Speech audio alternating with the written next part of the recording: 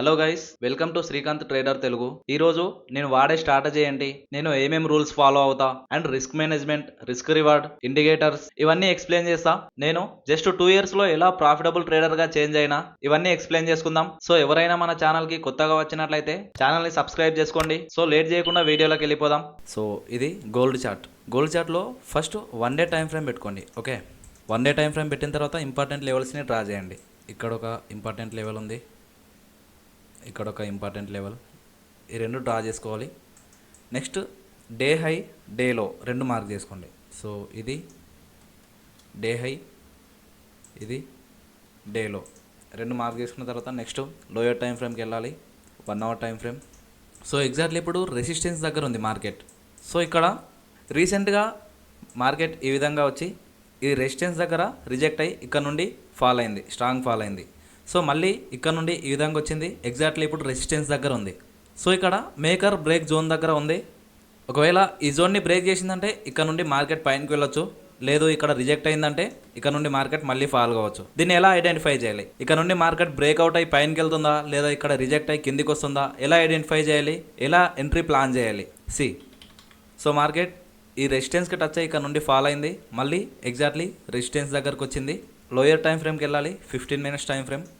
ఇక్కడ నుండి స్ట్రాంగ్ బుల్లిష్లో ఉంది.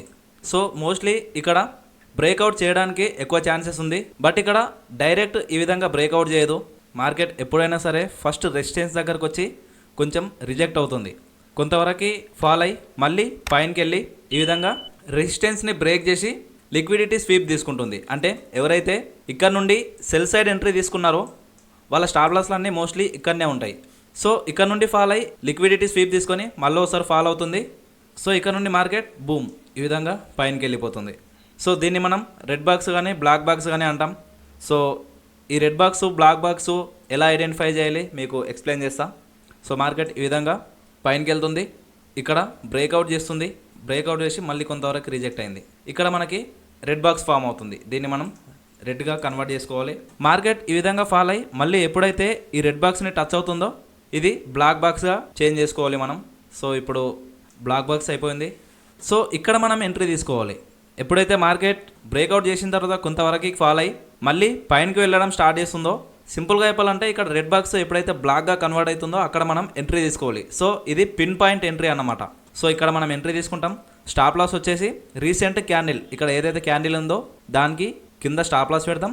టార్గెట్ 1:3, 1:4, 1:5, ఇంకా 1:10 వరకు వెళ్ళడానికి కూడా ఛాన్స్ ఉంటుంది. లిక్విడిటీ స్వీప్ అనేది ఫ్యూయల్ లాగా వర్క్ అవుతుంది. సో ఎప్పుడైతే లిక్విడిటీ స్వీప్ జరుగుతుందో ఇక్కడ నుండి ఇమ్మీడియట్గా చాలా ఫాస్ట్గా పైనకి వెళ్తుంది. సో ఈజీగా మనకి టార్గెట్ హిట్ అయిపోతుంది. సో ఈ విధంగా లాంగ్ పొజిషన్ తీసుకుంటాం. స్టాప్ లాస్ వచ్చేసి ఈ రీసెంట్ క్యాండిల్ లో కింద పెడతాం అండ్ టార్గెట్ వచ్చేసి 1:2, 1:3 ఈ విధంగా. లేదంటే రీసెంట్ నెక్స్ట్ రెసిస్టెన్స్ ఎక్కడ ఉంది చూసుకోవాలి, 1 hour టైం ఫ్రేమ్ పెట్టాలి. నెక్స్ట్ రెసిస్టెన్స్ ఇక్కడ ఉంది. సో ఇక్కడ వరకు మనం టార్గెట్ పెట్టవచ్చు, బట్ ఇక్కడ నుండి ఈ విధంగా సపోర్ట్ తీసుకొని డైరెక్ట్గా వెళ్తుందనే రూల్ లేదు. రీట్రేస్మెంట్ తీసుకుంటూ ఈ విధంగా పైనకి వెళ్తుంది, ఈ విధంగా కొంచెం పుల్ బ్యాక్ తీసుకొని మళ్ళీ పైనకి వెళ్ళి మళ్ళీ పుల్ బ్యాక్ తీసుకొని ఈ విధంగా మన టార్గెట్ హిట్ అయిపోతుంది. సో ఈ విధంగా మనం ప్లాన్ చేసుకోవాలి. నెక్స్ట్ 5 minutes టైం ఫ్రేమ్కి వెళ్ళి పిన్ పాయింట్ ఎంట్రీ కోసం చూసుకోవాలి. మనకు ఎప్పుడైతే ఒకవేళ మార్కెట్ ఇక్కడ నుండి రిజెక్ట్ అవుతుంది అనిపిస్తే ఇక్కడ మనకి పిన్ బార్ క్యాండిల్ కనిపిస్తుంది. అంటే ఈ విధంగా పెద్ద విక్ ఉండి కింద చిన్న బాడీ ఉంటుంది. సో ఎప్పుడైతే మార్కెట్ ఈ విధంగా పైనకి వెళ్తుందో అక్కడ ఇలాంటి ఒక పిన్ బార్ క్యాండిల్ ఫామ్ అయితే ఇక్కడ నుండి మార్కెట్ రివర్సల్ అయ్యే ఛాన్స్ ఉంది. జోన్ దగ్గరకు వచ్చిన తర్వాత ఇక్కడ మనం కన్ఫర్మేషన్ కోసం వెయిట్ చేయాలి. ఒకవేళ మార్కెట్ ఈ నుండి ఫాల్ అవుతుంది అనుకుంటే డైరెక్ట్గా ఫాల్ కాకుండా ఫస్ట్ ఇక్కడ వరకు వెళ్ళి ఈ విధంగా కొంత ఫాల్ అయ్యి మళ్ళీ కొంచెం పైనకి వెళ్ళి ఇక్కడ రిజెక్ట్ అయ్యి ఈ విధంగా ఫాల్ అయిపోతుంది. సో ఇక్కడ నుండి స్ట్రాంగ్ ఫాలింగ్ అవుతుంది. లేదా ఇక్కడ నుండి బ్రేక్అవుట్ చేస్తుంది అనుకుంటే ఈ విధంగా డైరెక్ట్ బ్రేక్అవుట్ చేయకుండా ఈ విధంగా కొంతవరకు బ్రేక్అవుట్ చేసి పైనకి వెళ్ళి కొంతవరకు కిందికి వచ్చి ఈ రెసిస్టెన్స్ ఏదైతే ఉందో ఇప్పుడు అది సపోర్ట్గా మారుతుంది. సో ఇక్కడ సపోర్ట్ తీసుకొని ఈ విధంగా బూమ్ పైనకి వెళ్ళిపోతుంది. సో ఈ విధంగా ప్లాన్ చేసుకోవాలి. నేను రెగ్యులర్గా ఇదే స్ట్రాటజీ ఫాలో అవుతా, చాలా యాక్యురసీగా ఉంటుంది, ఈజీగా ప్రాఫిట్స్ చేయొచ్చు. ఈ రెడ్ బాక్స్ బ్లాక్ బాక్స్ గురించి కంప్లీట్ వీడియో కావాలంటే కామెంట్స్లో చెప్పండి. నెక్స్ట్ ఆ వీడియో కూడా డీటెయిల్గా ఎక్స్ప్లెయిన్ చేస్తూ అప్లోడ్ చేస్తా. దీంట్లో మీకు డౌట్లు ఉంటే కామెంట్స్లో అడగండి. ఇలాంటి మంచి మంచి వీడియోస్ రెగ్యులర్గా కావాలంటే సబ్స్క్రైబ్ చేసి లైక్ చేయండి. ఇట్లాంటి వాల్యుబుల్ కంటెంట్ మీ ముందుకు తీసుకురావడానికి రెగ్యులర్గా ట్రై చేస్తాను. సో ఇది గైస్, వీడియో ఎలా అనిపించింది, వాల్యుబుల్గా ఉందా? ఒకవేళ మీకు ఈ వీడియో వాల్యుబుల్గా అనిపించిందంటే లైక్ చేస్తూ సపోర్ట్ చేయండి. అండ్ ఎవరైనా మన ఛానల్కి కొత్తగా వస్తున్నట్లయితే ఛానల్ని సబ్స్క్రైబ్ చేయండి. ఇలాంటి వీడియోస్ రెగ్యులర్గా కావాలంటే కామెంట్స్లో చెప్పండి. And this is Srikanth trader Telugu signing off.